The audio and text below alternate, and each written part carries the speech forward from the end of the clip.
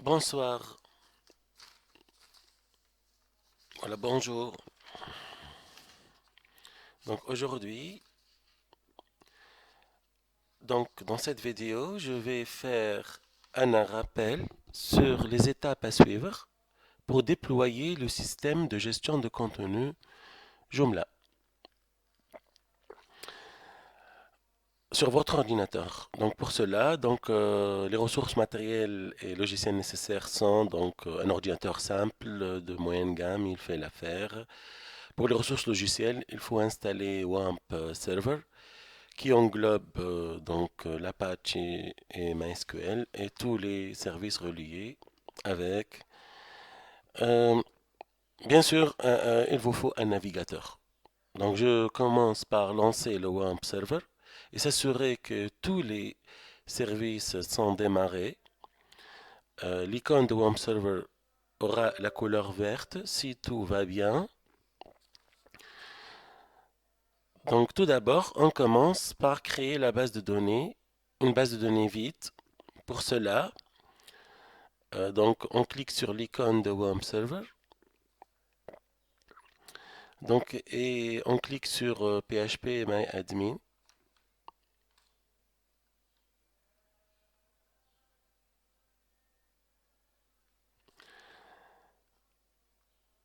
Donc, s'il vous demande un login et mot de passe au niveau de PHP MyAdmin, vous allez entrer le login et mot de passe administrateur, qui est root au niveau de nom utilisateur root, et vous laissez le mot de passe vide. Comme ça, on va ouvrir la session administrateur dans PHP MyAdmin. Bon, vous pouvez changer le login et mot de passe si vous voulez, hein. Bon, voilà, je crée une base de données. Je vais l'appeler mon site.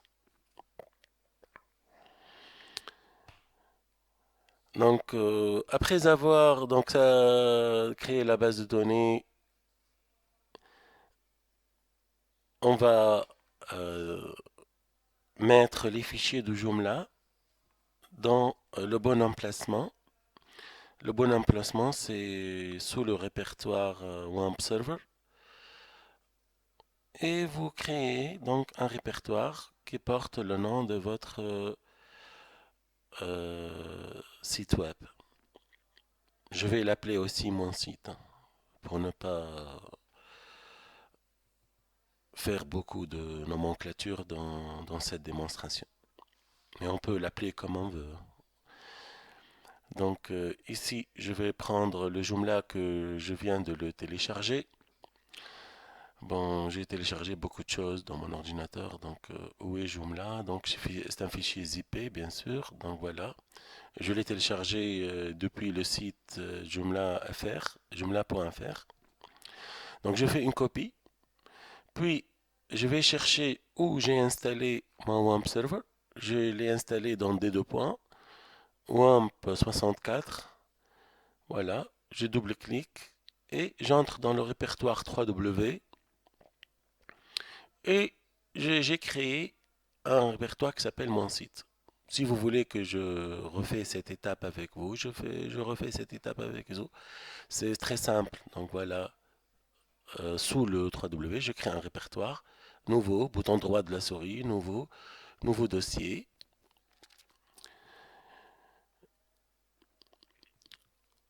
Et je vais l'appeler mon site.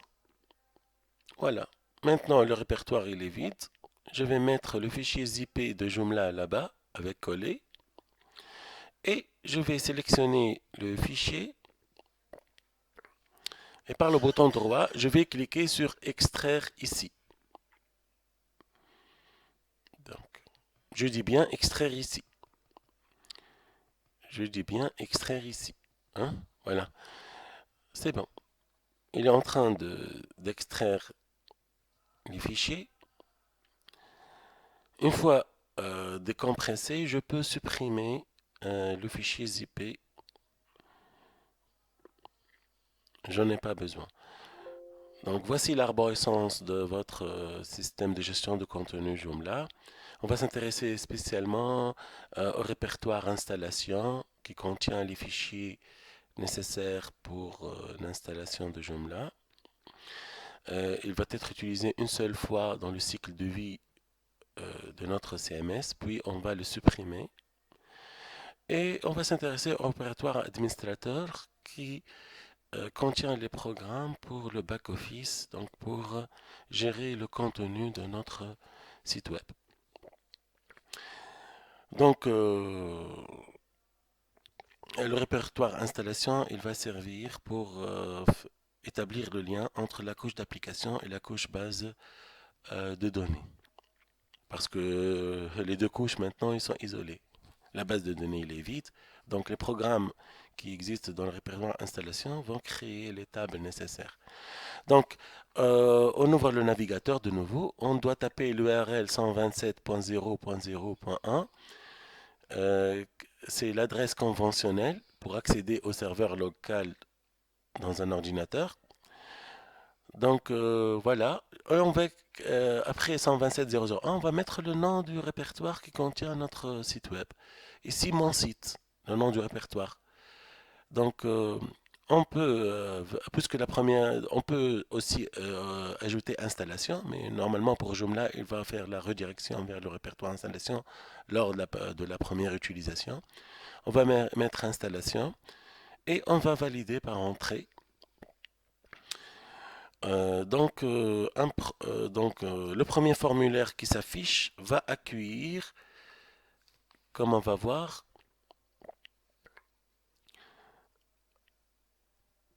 les informations générales du site.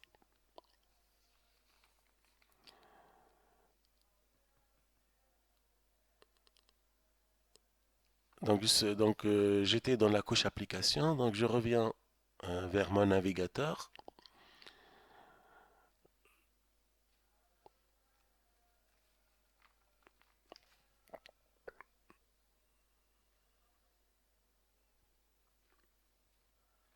Donc ici, comme vous regardez, la base de données elle est vide. Après l'étape d'installation, la base de données va être remplie de tables. Donc, et les programmes qui existent dans le répertoire installation contiennent les requêtes nécessaires pour créer les tables nécessaires pour le bon déroulement de notre système de gestion de contenu. Donc voici le premier formulaire, Donc je vais insérer des informations générales, le nom du site, je vais l'appeler mon site, une description pour le site, voilà mon premier site personnel, mon premier site, voilà mon email. Ça c'est très important l'email parce que vous allez recevoir toutes les notifications là-bas. Donc l'identifiant, bon, dans mon cas, je suis en train de faire une démonstration pédagogique, je ne vais pas faire des identifiants compliqués. Donc je vais mettre admin pour se rappeler facilement de ces paramètres.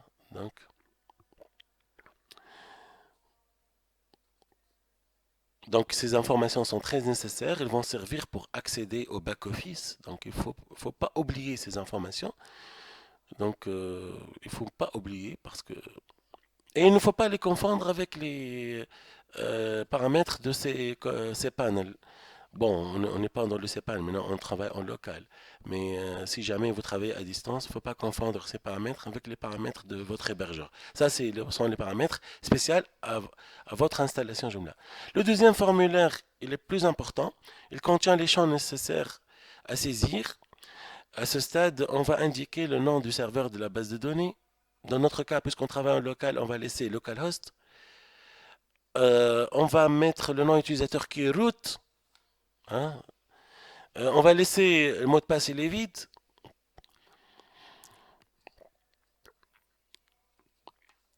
Donc attention, root, il faut le mettre en minuscule. Et on laisse le champ mot de passe vide, comme je viens de le dire.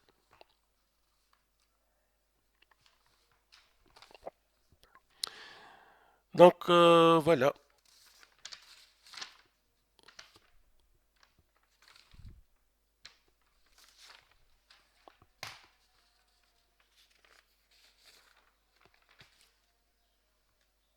Donc, voilà. Donc, ici, vous remarquez la présence d'un suffixe et d'un préfixe. Donc, pourquoi ce préfixe? Donc, on utilise ce préfixe pour distinguer cette installation par rapport à d'autres installations.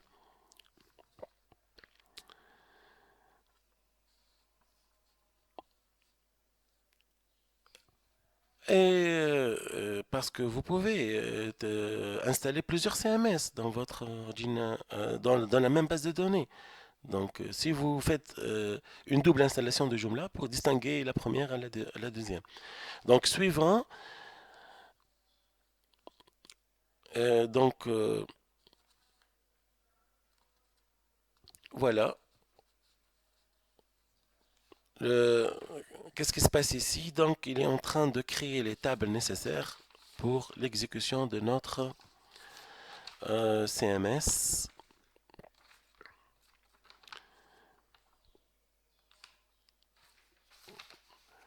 Donc, l'installation de Joomla.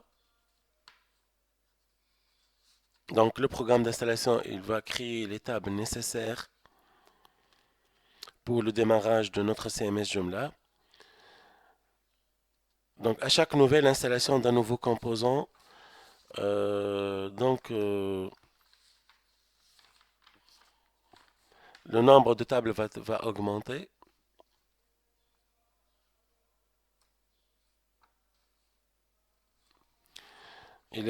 Donc, le programme d'installation, il est en train de créer les tables. Ça y est, donc félicitations. Donc, l'installation, elle est réussie.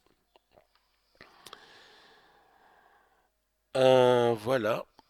Donc, on peut installer des langues, hein, comme l'arabe, comme le turc, comme le bosniaque, donc, il faut supprimer le répertoire installation parce que si vous ne supprimez, vous ne supprimez pas, il y a un risque. Donc, il y a des problèmes au niveau de sécurité. Donc, pour accéder au front office, on clique sur site. Pour le back office, donc on va indiquer l'URL avec administrator. Donc voilà, donc on a supprimé l'installation grâce au bouton, mais il faut faire attention avec d'autres CMS, il faut faire la suppression manuellement. Donc voilà, voici le module de gestion d'utilisateur. La gestion d'utilisateur, elle est très importante à Joomla parce que CMS, c'est un CMS qui fait partie de la catégorie portail. Donc le contenu du site, il peut changer en fonction de votre login et de mot de passe. Donc le contenu, il va être personnalisé selon les groupes d'utilisateurs. Donc c'est un portail, Joomla, c'est un portail, c'est très important. Comme on a dit dans le cours, donc au niveau de votre login et mot de passe, donc si je suis enseignant, je vais trouver un contenu différent à celui que l'étudiant, à celui que l'administratif. Donc ici, je vais entrer comme administrateur pour activer l'option de la création automatique de compte.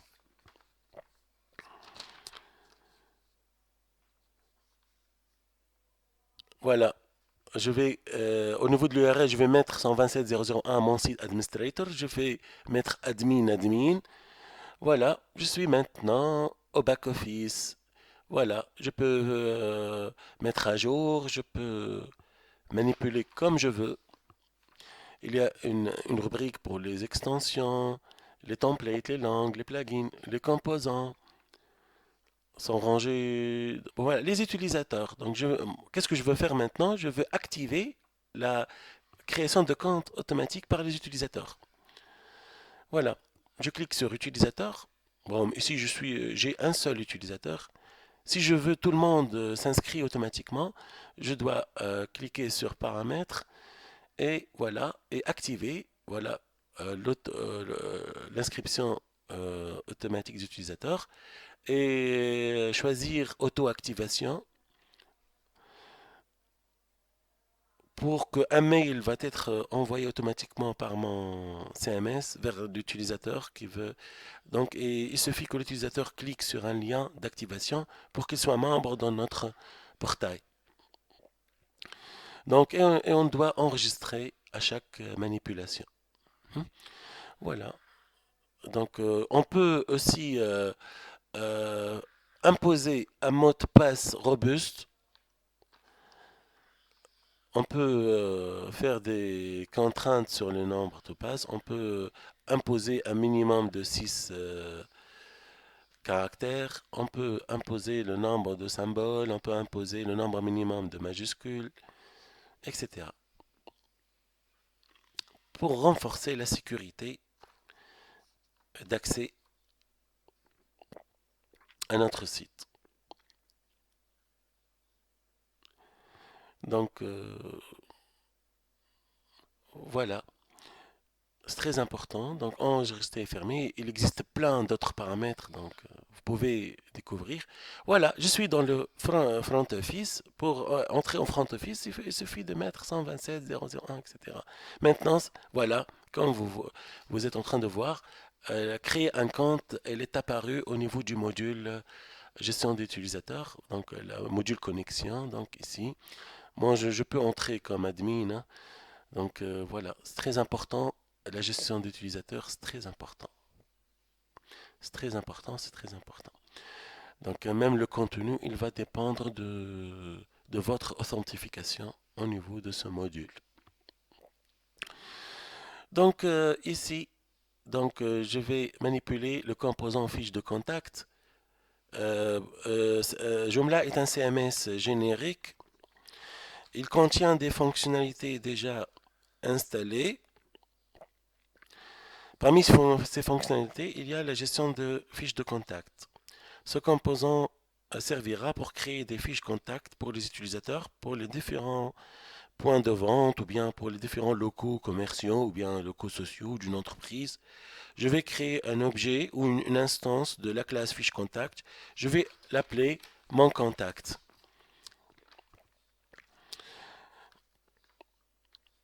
Donc je peux créer des articles, je peux créer il y a beaucoup de fonctionnalités. Ça, ce sont les fonctionnalités génériques qui viennent dans la version de base.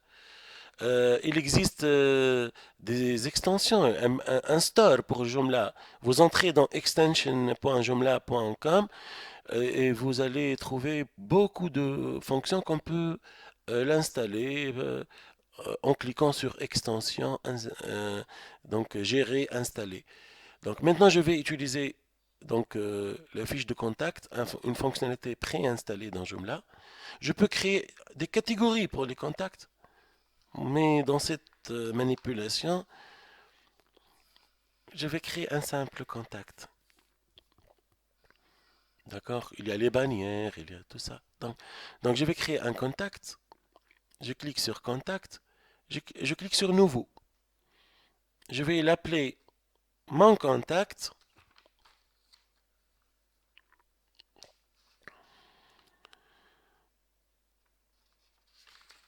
Mon contact, voilà. Je suis en train de créer une instance de la classe mes contacts. Voilà, je vais mettre je peux remplir tout le formulaire, hein. Je peux mettre une image, je peux associer cet objet à un utilisateur bien particulier. Donc, je peux sélectionner une image. Donc, ici, je n'ai pas d'image puisque c'est une récente installation. Donc, je vais envoyer une image à partir de mon ordinateur.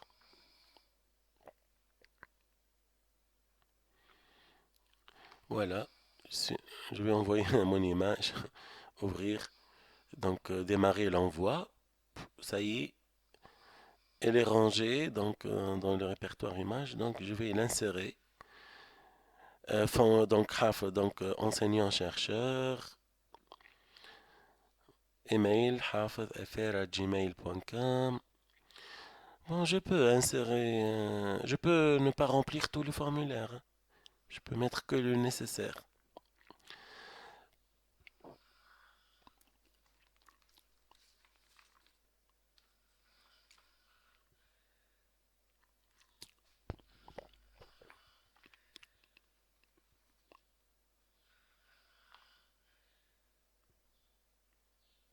Je vais cliquer sur mon site.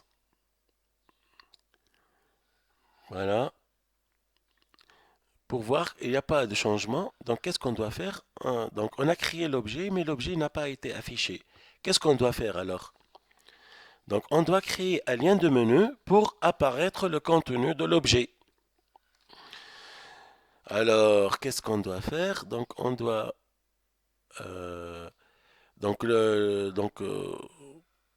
le seul moyen d'afficher ce contact à ce niveau-là, c'est de donc le contact, il existe, mais il n'est pas affiché. Il est public, mais il n'est pas affiché. Comment l'afficher?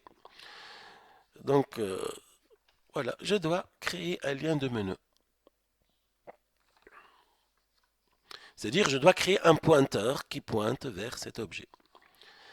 Un pointeur, donc je vais l'appeler Contactez-nous. Donc on doit créer un lien de menu sous le menu principal ou sous un autre menu comme vous voulez. Dans notre cas, nous allons utiliser le menu principal.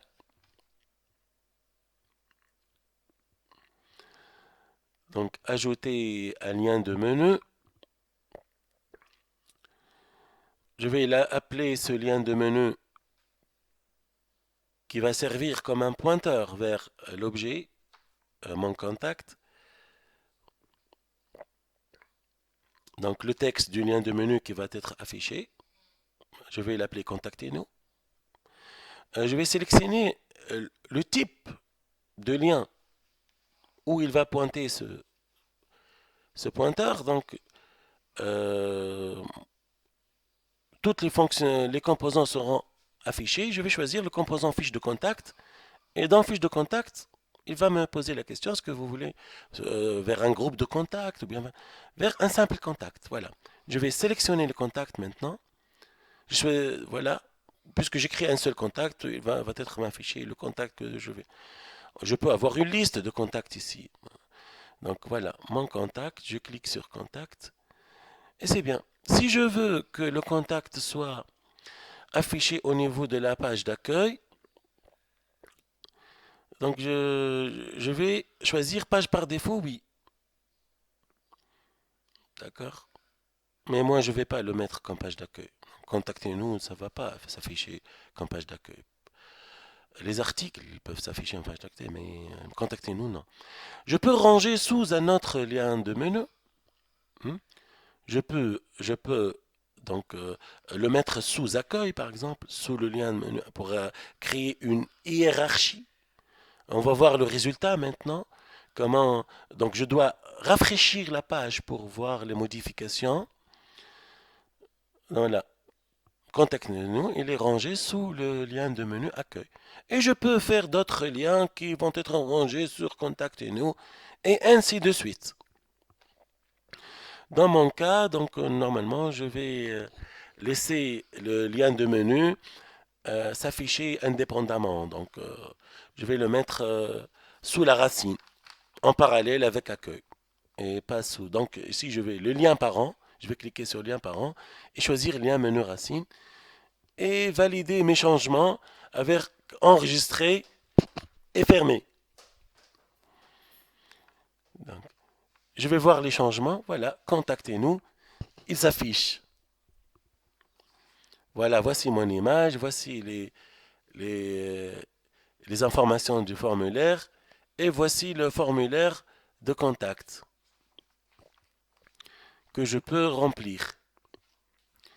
L'utilisateur final, bien sûr, il va remplir le formulaire pour envoyer des réclamations ou pour envoyer un message.